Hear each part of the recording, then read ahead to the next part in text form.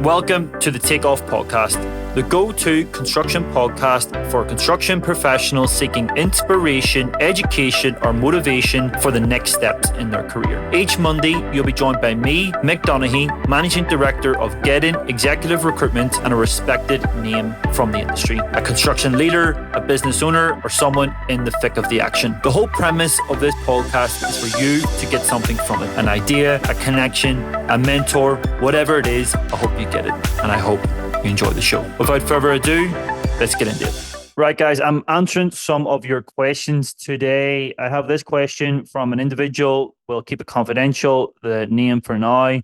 Hi, Mick. As a young professional in the construction industry, I only recently came across your podcast. Just want to say it has really helped me to gain insights from industry professionals. Please keep uploading more. And one thing I would like to see is the main difference between consultancy and contractor in regards to remuneration and work-life balance so that they can make more informed decisions. So what are the main differences? I mean, there's a lot of differences between contractors and consultancies. Where to start?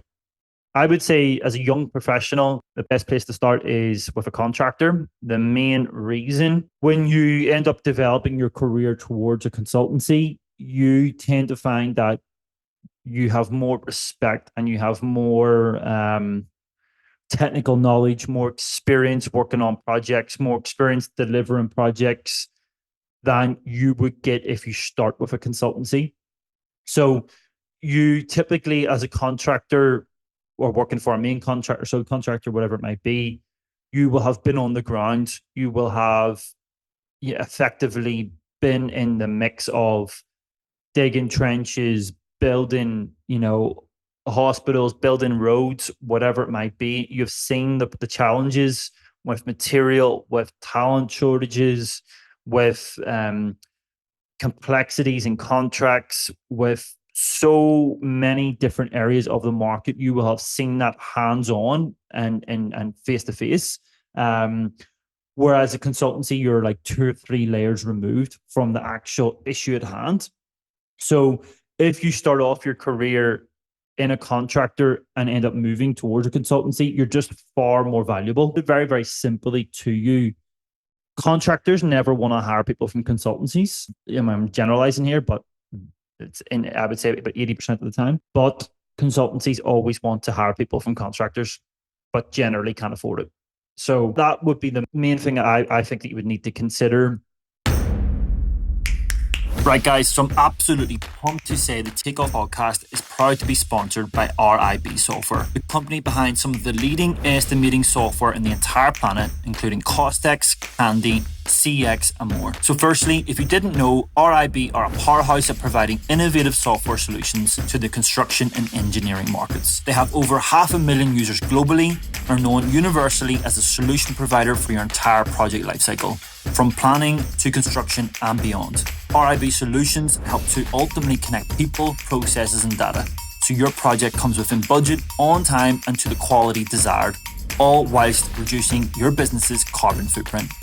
All this stuff matters, and RIB has the solutions. So if you're interested in finding out more, get on over to rib-software.com, reach out to your local team and quote Takeoff Podcast. For every listener who buys a subscription of RIB Costex, they will provide 1 free online training course. Okay, guys, back to the episode. Is that if you're starting your career, start off with a contractor. That would be my definite advice on that side. When you're starting off your career, really, work-life balance shouldn't really come into the equation. If you're working in construction and you're 23 or 24 years old, having just completed a degree or something like that, work-life balance really shouldn't be top of your agenda. It should be getting the best experience possible. It should be about learning as much as possible. It should be about being part of great teams and great projects and going the extra mile to showcase your drive, your ambition, your personality. If you're wanting to finish at 4:00 and, get the feet up, really construction is probably not the career for you. So work-life balance probably shouldn't come into the equation if you're starting your career. Other big differences between consultancies and contractors. One, consultancy typically pay 20 to 30% less than contractors. Their selling point is that you don't work as much as you would work with a contractor. So, the whole spiel you'll get from a consultancy at every interview that you go to is, oh, you don't work Saturdays here. If you're higher up in a contractor. So if you're like a business leader of some sort, it's very rarely that you'll be working on a Saturday. Usually the ones that are working on Saturdays will be site foreman. You might get a CA working a Saturday like once a month for once every 3 weeks or something like that. It's usually until 12 o'clock. Really, like, in my opinion, it's not that bad. It's basically you're arriving on site at 7 o'clock with a few sausage rolls. You're getting your coffees in. You're making sure that everything's happening. That there's no big pressing matters on the job. Really, you're there to tick a box for the client.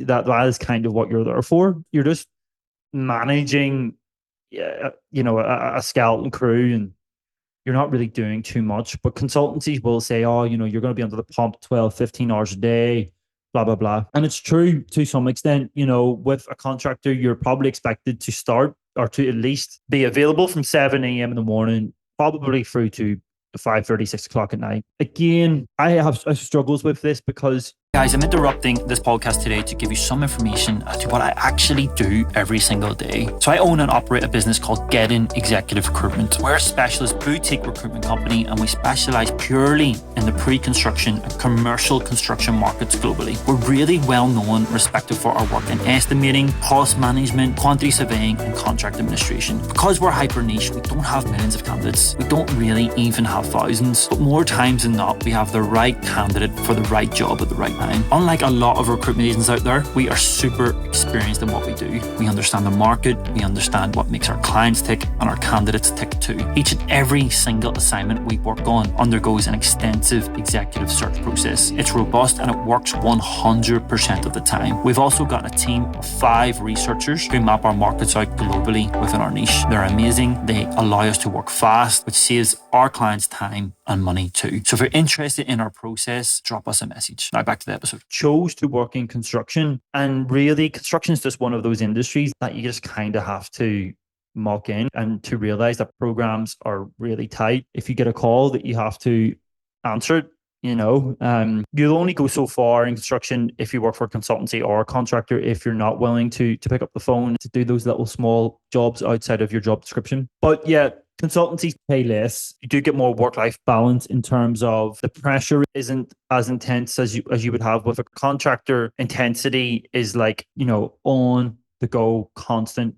all the time. Consultancy, you can it doesn't, like, as an example, if you missed a day in a consultancy, it's not that bad. You could make that time back up. If you missed a day on with a contractor, it could be a very important day on the program. It could be extremely important that you're there. So there's just levels of intensity, and I would say the levels of intensity with contractors are just significantly greater, but you do get remunerated for that. If you look at your career as a whole, you'll earn a lot more money with a contractor. But what you'll find is that usually once you've done 20 years or so with a contractor, you'll move to consultancy. And what you'll move to consultancy for will be more like equity. It'll be a shareholding. It will be an ability to influence the company dynamics, the company structure. It will be to add value to the market in a different way.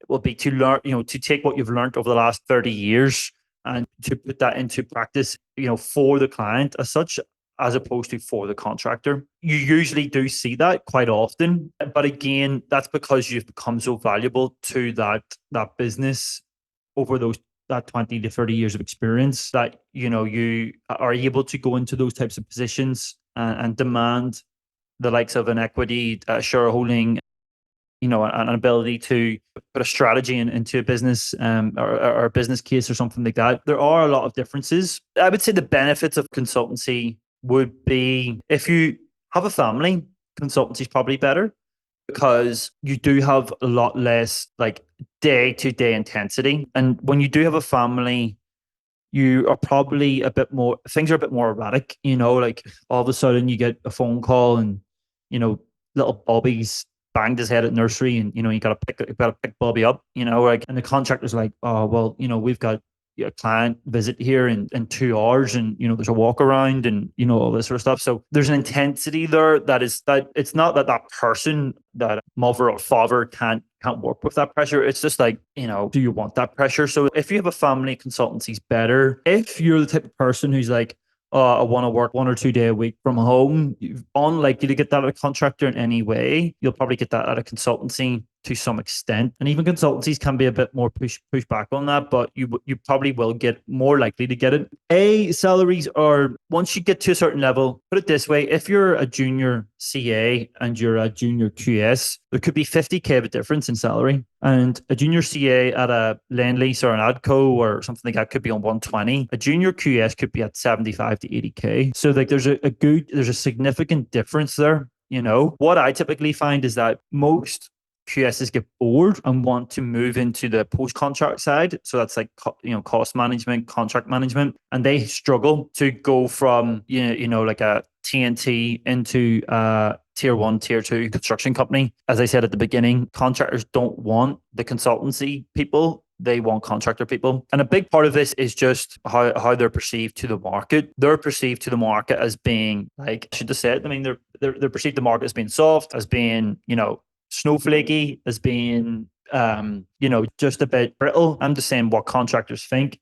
And this is not my perception, but that's just the way it is. That's just what they believe. So, if I was giving advice for someone, depends on the stage of your career. If you've done 30 years at Lendlease, I would say, yeah, go to consultancy. What you'll probably bring to that consultancy and like the freedom that you'll feel is probably immense. Because, you can work in these big contractors in the corporate and they've got big tier 1 processes and systems and, things are very bureaucratic. But if you go to a consultancy, I mean, of course you have tier 1 consultancies as well. But if you pick the right one, you could have a lot more freedom, flexibility. Life just might be a bit easier for you. If you're at a junior level of your career, start off with a contractor. In my opinion, you'll just learn a lot more.